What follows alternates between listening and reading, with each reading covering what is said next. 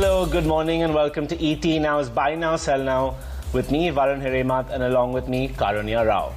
With that being said, let's now get a move on and look at the headlines for this Monday morning. And a lot has transpired over the weekend, especially with respect to the global markets, the Reliance future deal. So there's a lot of forces that are really influencing our market this morning. So let's walk you through the first one, RIL's retail acquisition of Future Group at a price of 24,713 crore. Every single future stock is on upper circuit as of this morning. So clearly a positive reaction seen there for the shareholders. Then again, something related to Reliance, but not specifically to retail. Geo Tower deal on the anvil. We have Brookfield getting the government nod to buy out the tower business for $3.4 billion. So this is another one that's got that counter in focus. And in fact, Reliance pretty much opened with a gap up on account of these two headlines. And moving forward to Adani and the meal deal, Adani takes over GDK Airport debt and seeks MAIL control. So that's something that's got that group in focus, and this is something we had been speaking of.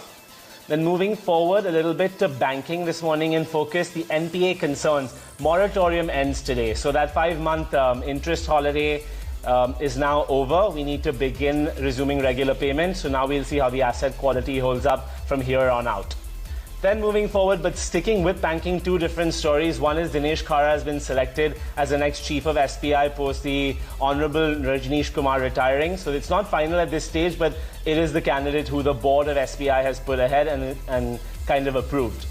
Then with RBL, we have Vishwahir Ahuja, who actually sold a fair bit of stock. So that's got that counter in focus as well for his own reasons. But this is something that transpired, which we learned over the weekend. And then finally, from me, before Karunya gets you guys a market check and some individual stocks, we have COVID gloom on account of GDP. The Q1 GDP numbers are going to be out today, and street estimates predict a 20% contraction in Q1. It could even be higher, but 19 to 25%, I believe, is the range among most brokerages. So those are the headlines. Over to you, Karunya.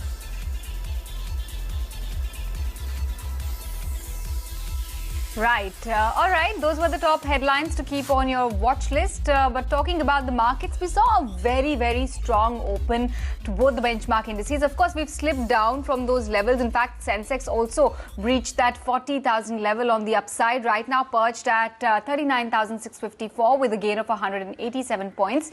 You have Nifty also firmly in the green. But like I said, it's cooled off a tad bit from the opening highs. Right now, above 11,700, but just above that level with a gain of about 0.5%. For the broader markets, we're witnessing some selling pressure, some profit taking perhaps after the massive uptake that we saw all of last week. You have small cap index down 1.2% and mid cap index is losing about 0.5% in trade. If you look at individual sectors and indices, you have a Nifty Bank which just slipped into the red, trading along the flat line, but the bias is towards the losers. Nifty Auto is down more than 1%. Nifty Media is down more than 2%. Metals and Pharma losing about 0.5% each. Some private sector lenders are also witnessing some selling pressure. But on the flip side, what's supporting the market is a Nifty FMCG, a Nifty IT, Nifty Realty. These are the names which are gaining quite firmly, the indices which are performing quite well in trade. From individual stocks, you have ONGC up almost 6%. Adani Ports is up 4% in trade. Infratel is up nearly 4% as well. There's IOC, Tech Mahindra, Wipro, HDFC Bank, GAIL, BPCL. A lot of oil and gas and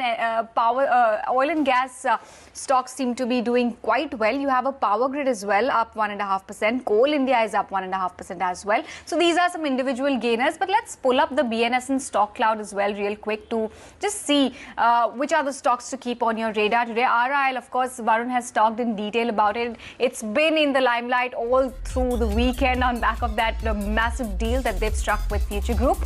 So yes, RIL saw a solid opening, continues to trade in the green. You have Future Group stocks which have seen a very strong opening as well. Future Retail, Future Lifestyle, Future Enterprises, Future Consumer, Future Supply Chain. And yes, all of these will be eventually merged into FEL, and a significant chunk of that is something that will be acquired by Reliance Retail. Now, Bank of India, one of the key lenders to to the future group of companies is doing quite well in trade as well, after we finally have some clarity, we finally have some figures with respect to the consideration that the group will be receiving on back of that deal. You have an RBL Bank as well. Varun was talking about Vishwi Rahuja offloading some shares, and that's the reason why the stock is in focus. A work hard and earnings candidate continues to hog the limelight. The numbers is something that's keeping the stock in focus. And you also have a Nestle, which we're keeping on our radar this morning. Some brokerage notes coming in as far as Nestle is concerned. You have Antique upgrading the stock to buy with the target of 17,935. So these are all the shares you need to keep on your radar in today's trading session. Back to you, Varun.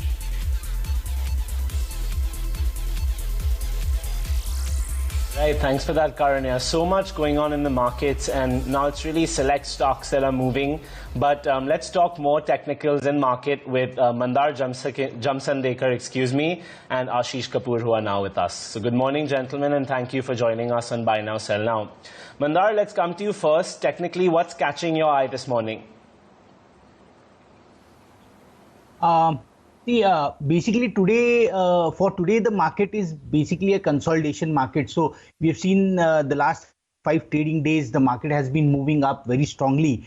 And today, after the gap up opening, there is a bit of consolidation. So the market is cooling off today. And I think the day throughout would be a day of consolidation. Rest of the week, we could see strength coming back, but at least of today, there could be consolidation which will last for throughout the day.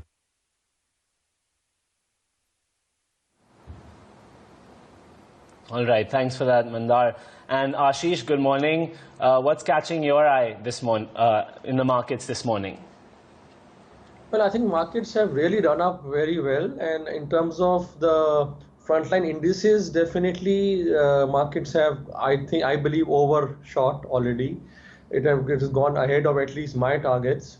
So one has to be very careful right now because there is some kind of a frenzy building up. The good thing is that the broader market is now doing well, and in the broader market, especially in the mid cap, small cap, and the PSU segment, there are good stock ideas which are still available.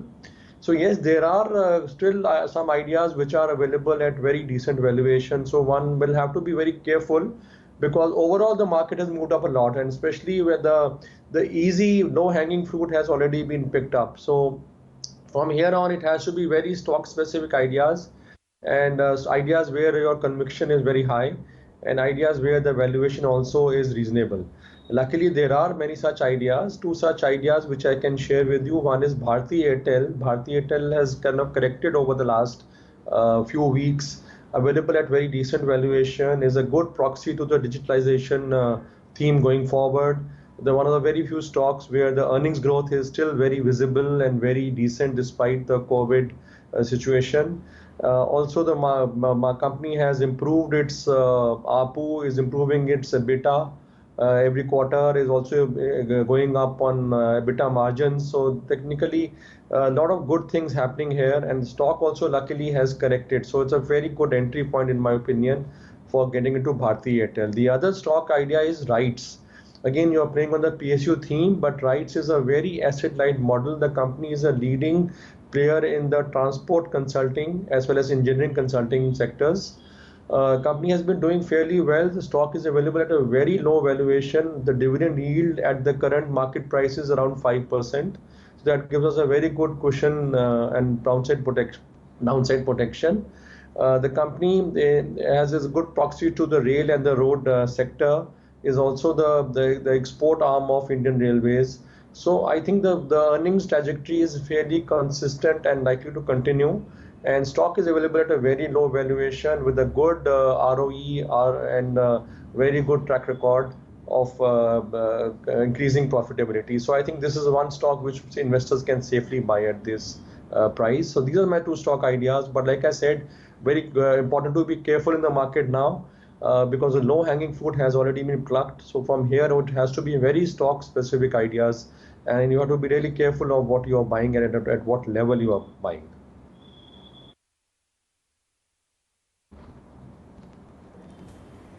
All All right, thanks for that. Mandar, back to you. What are the top trading ideas you have for our viewers today?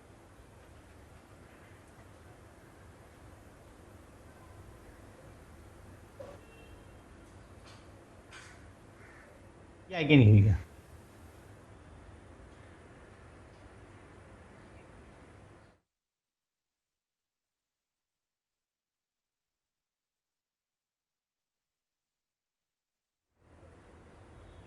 Axis Bank, the stock had a resistance around those levels of 480, 490.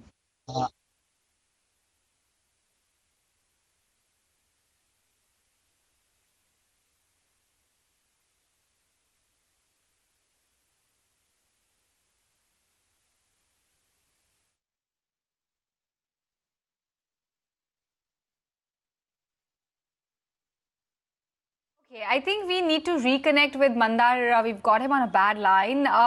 Let's talk to Ashish then and address some viewer queries in the meantime. We'll try to patch Mandar back on the show. The first query is coming from Twitter from Bimal Kumar Shaw. He's based in Kolkata. He says he holds 400 shares of Tata Motors at a price of 208 rupees a piece. He wants to recover his loss and he's asking our expert advice in order to switch to another counter or another company wherein he can sort of recover the losses that he's incurred because of his investment in Tata Motors. Ashish, given that the stock is finally witnessing some uptake, the management commentary has been strong. We saw Mr. N. Chandrasekharan also talk about debt reduction plan of the company, going zero debt by next 3 years. Finally, we're witnessing some green shoots of their turnaround strategy also trickling in. Is it a good time to switch? Right now, he's incurring a loss of close to 60-70 bucks a piece. Good time to switch, or should he hold on to it for a tad bit longer? I think you should hold on to it because the stock, like rightly said, has a lot of good things going about it now. The overall volumes are also doing well, and Tata Motors is getting good traction in the passenger car segment. Also, most important thing, like you rightly said, the group chairman has announced that this company is going to become debt free in 3 years. Now, if Tata Motors becomes debt free, then the stock valuation can really go up. So it might take 3 years, but you are quite likely to actually eventually end up with a good profit. So if you can hold on for 3 year period, I think that my best estimate is that Tata Motors would be trading much higher than even your buying price, because really speaking, the only thing pulling it down now is the huge leverage which Tata Motors has. Otherwise, on a turnover and other parameters, it is much bigger company than than its competitors like Maruti or M&M. It trades at a lower valuation mainly because of the debt. So if the debt issue is addressed, there is no reason that Tata Motors will not do very well from here, and I have no reason not to believe what Chairman is saying. So from my point of view, the investor should hold on and try and extend his time period. I think he will not only recover the cost, he will also make a good profit in this. As it is, Tata Motors, if you notice on a long-term basis, does always extreme valuations. It goes extremely high in bull markets and then extremely low in bear markets. It is a very high beta auto player. So having seen the downside, it is best to wait and see and catch the upside and make a good profit and exit. So my idea would be to hold on and try and extend your time period and make a good profit from this and exit.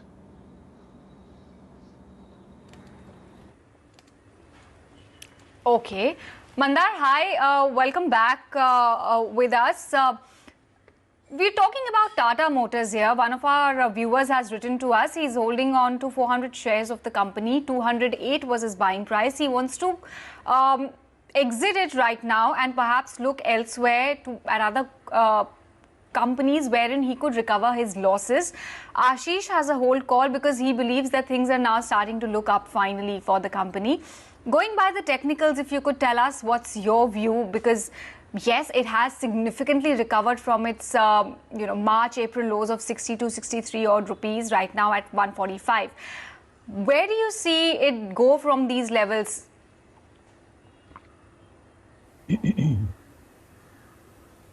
See, if you look at the long-term chart of Tata Motors, then the last 4 or 5 years, we have seen a clear-cut downtrend. This level of 100 was an important level for the stock. In the first quarter of 2020, we saw the stock dip below this level of 100, which was a bad sign on the long-term charts. But then the stock has shown strength and has managed to bounce back. So this is a positive thing that's happening in the on the stock chart right now. And I think with a 1-year view, the stock should head for levels of 200, 210. But if the investor continues to hold it with a long-term view, say 1 to 3 years, then the stock may also show us higher levels going forward. So 200 is an immediate target for the stock with a 1-year view. But with a 3-year view, the stock should head for targets of 360 to 420. And therefore, this is a hold with a stop loss at 98.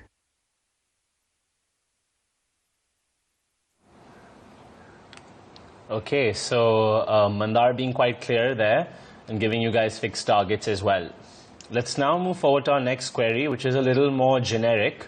Nitesh Kumar, he has proposed 2 stocks and wants to know which is the better of the 2. Lakshmi Machine Works or Schaeffler India. So I know they're a bit obscure names, we don't really hear of these, but Mandar, do you have a technical view on either of these stocks? Yeah, see, if we compare the 2 charts, one thing is clearly seen that Schaeffler has got a positive undercurrent. So there's a strong undercurrent which has not allowed the stock to go through a deep correction. But whereas if you look at Lakshmi Machine Works, the stock from 9,000 levels has gone down to 2,000. So there has been a big kind of correction in Lakshmi Machine Works. So compared to this, going forward, if both the stocks decide to move up, we would see more strength in Schaeffler. So 3,500 is a support for the stock. On the higher side, 5,000, 5,500 is a resistance. But as the stock moves up, the stock will be able to scale much more higher levels. And with a 3-year view, the stock should be able to head higher to levels of 8,000 to 9,000. So looking at both the stocks, the stock charts, Schaeffler looks more promising than Lakshmi Machine Works. Okay, great, Mandar, thanks. And Ashish, when you read things fundamentally, does Schaeffler still look more appealing, or does Lakshmi at this price look like a decent entry point to you? Well, I agree that Schaeffler is a better idea because firstly, it is operating in a better industry. It is an OEM supplier, and auto industry is certainly in a better shape than textile, where Lakshmi Machine Works is supplying its machinery. So firstly, the user industry is in a better shape, so that's why Schaeffler should be better. Secondly, you look at the track record, Schaeffler has been doing much better than Lakshmi Machine Works. Its growth prospects are also better. Operating margins are again better than Lakshmi Machine Works. And also at the ROE level, it does better than, it looks better than LMW. So on nearly all parameters, I think Schaeffler India is looking better than Lakshmi Machine Works. Is also an MNC backed by good technology support from the parent. So I think I think there is no doubt that Schaeffler should really be better from here, and that is where he should invest his money.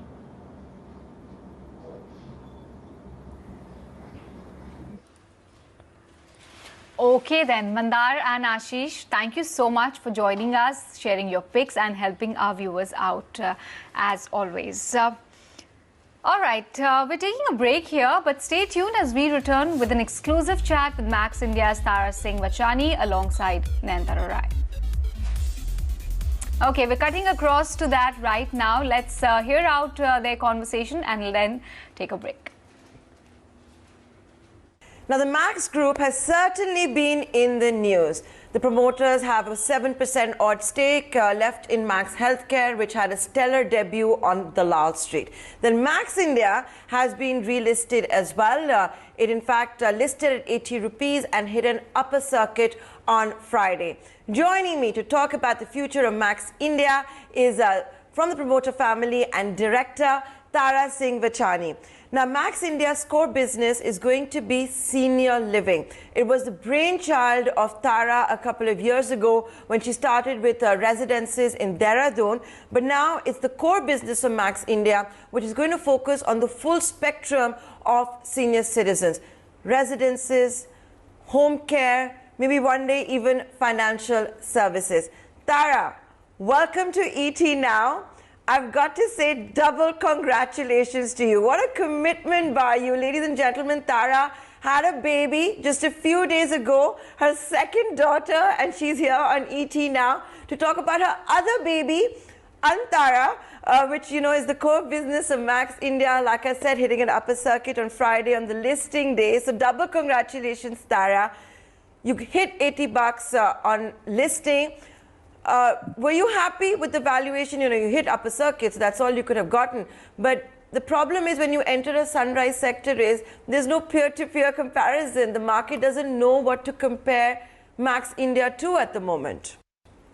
Thank you, Nantara, for having me. And yes, it's been an interesting week of having a new little one at home.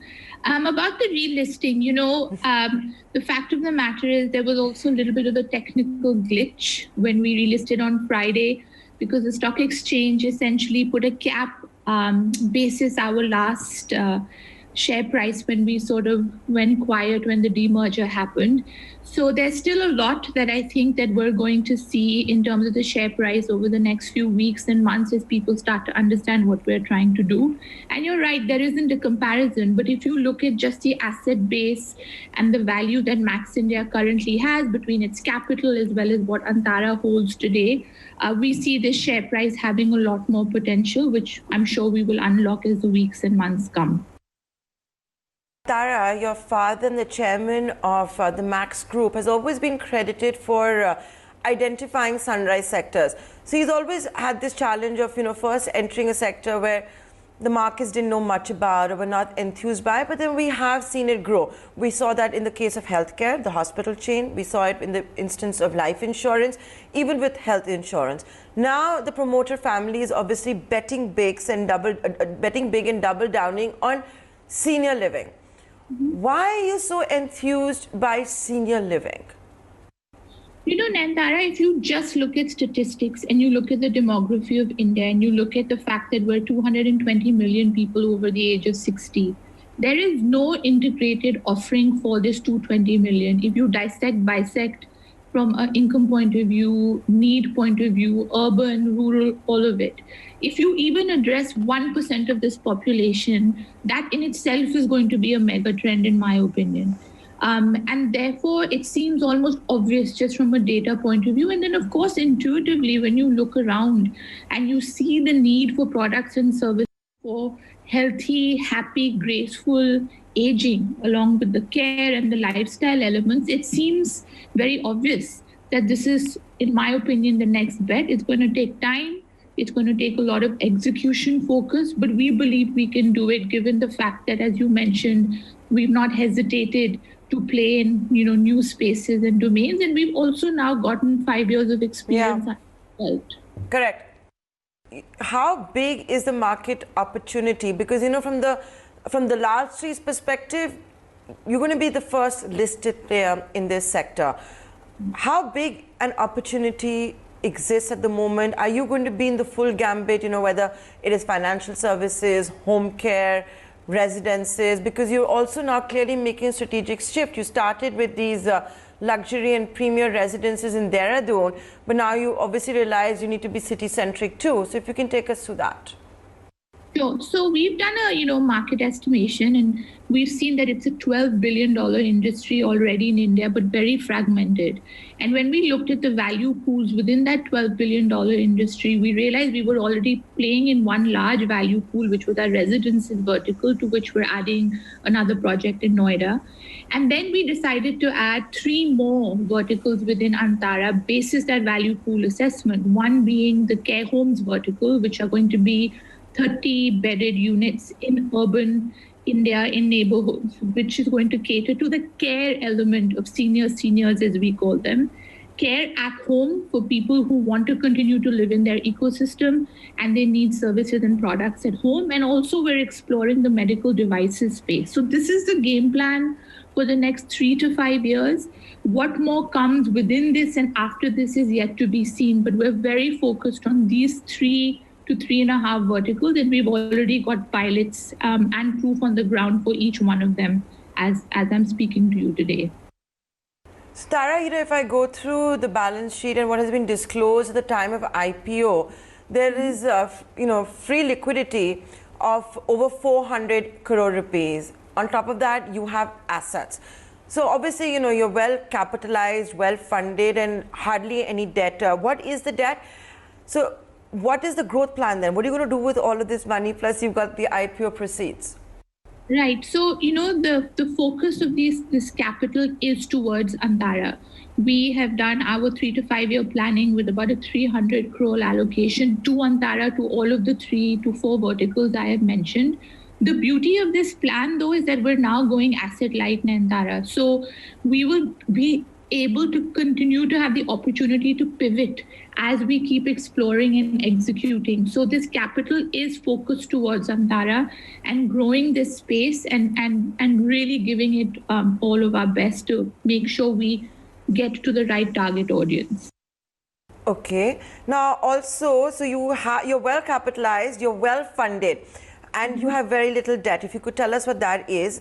But if I could also see the, going by the past experience with the Max Grow, the formula seems to be that you enter a new business, you start it out, and then you get foreign joint venture partners, you also get private equity.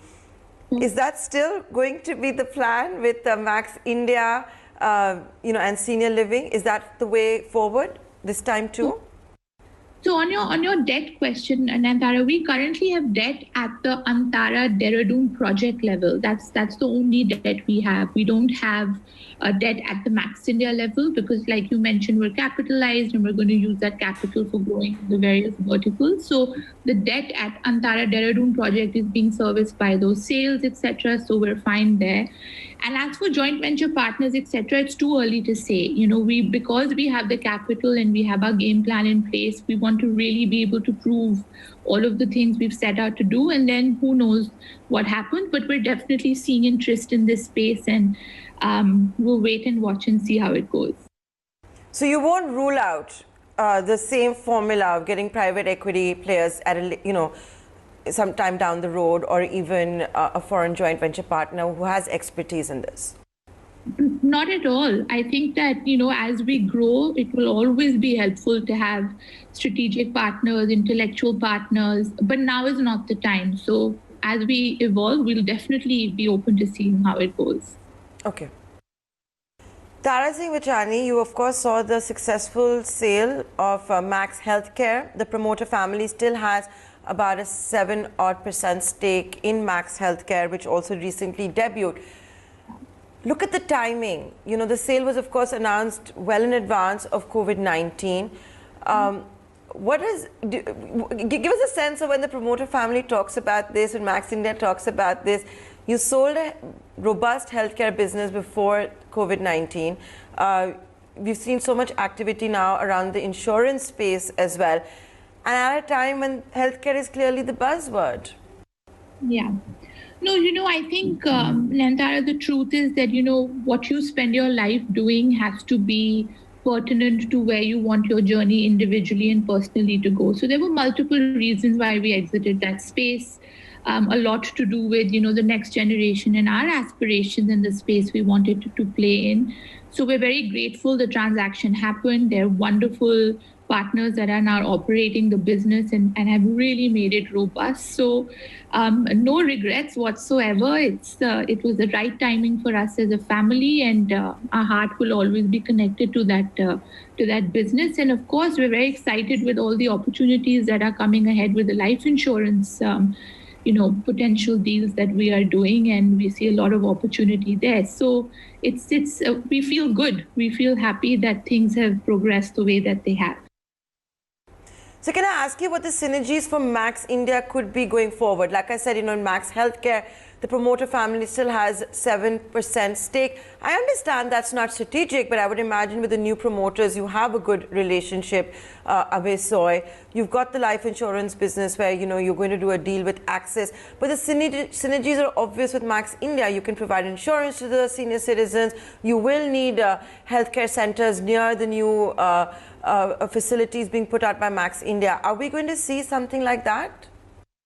We've always been very clear that Antara has to grow where there is good quality tertiary healthcare.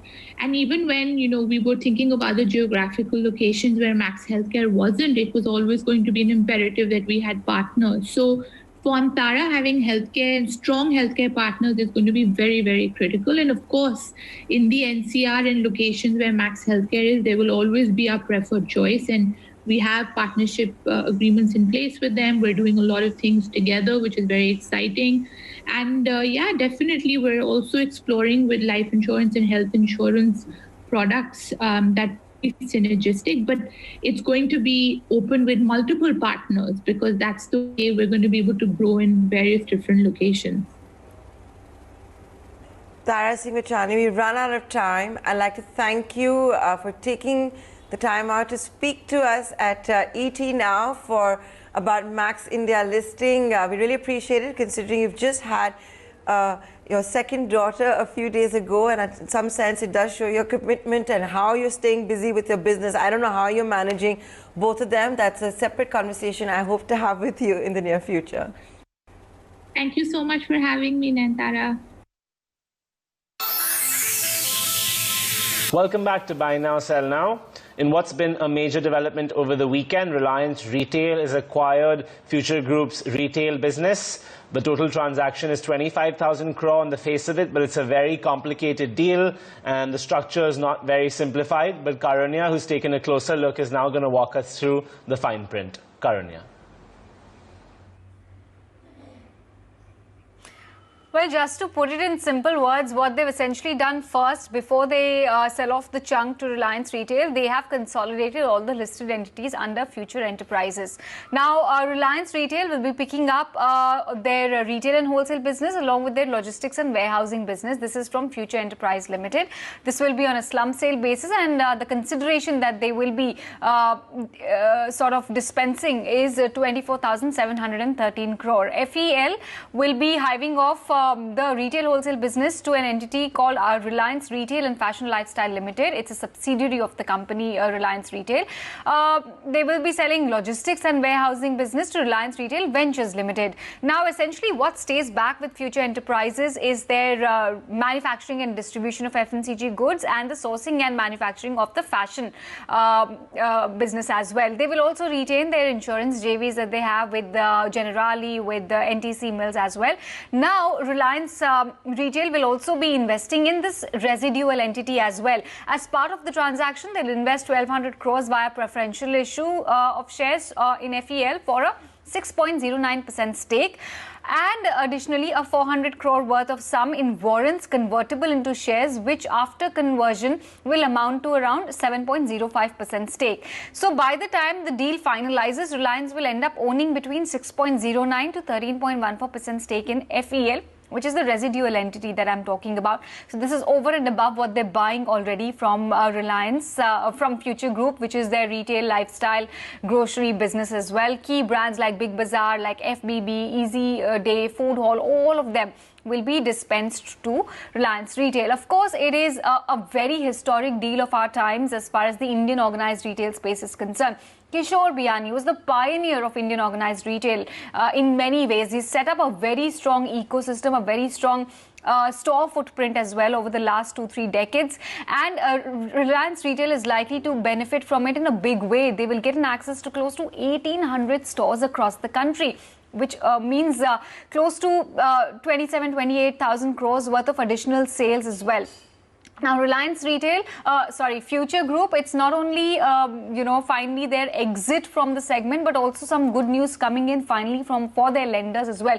Given that the group has been grappling with debt issues for many, many quarters now. They have close to 15,000 crores debt payable to banks. They have about 7,000 crores worth of promoter pledging as well. So this will help them resolve and repay and settle their liabilities in a big way. Let's take it across to Ajay as well. He has compiled all the brokerage views coming in after the deal was announced on Saturday. Ajay, take it away.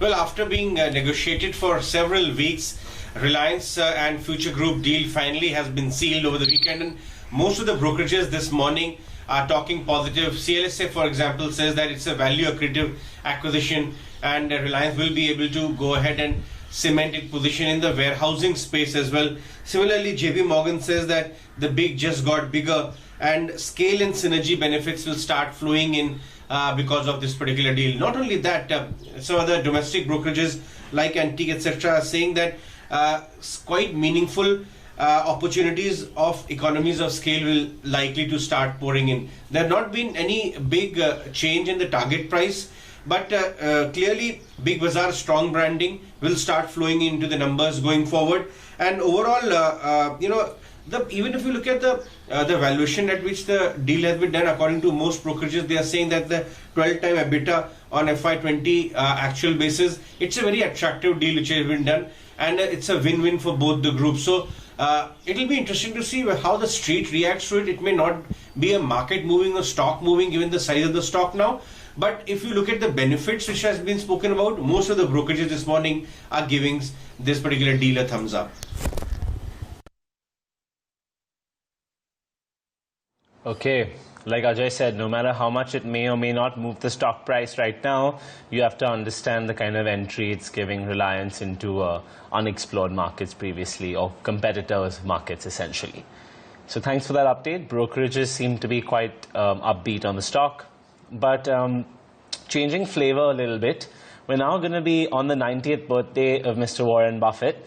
We are doing an interesting analysis here at ET now.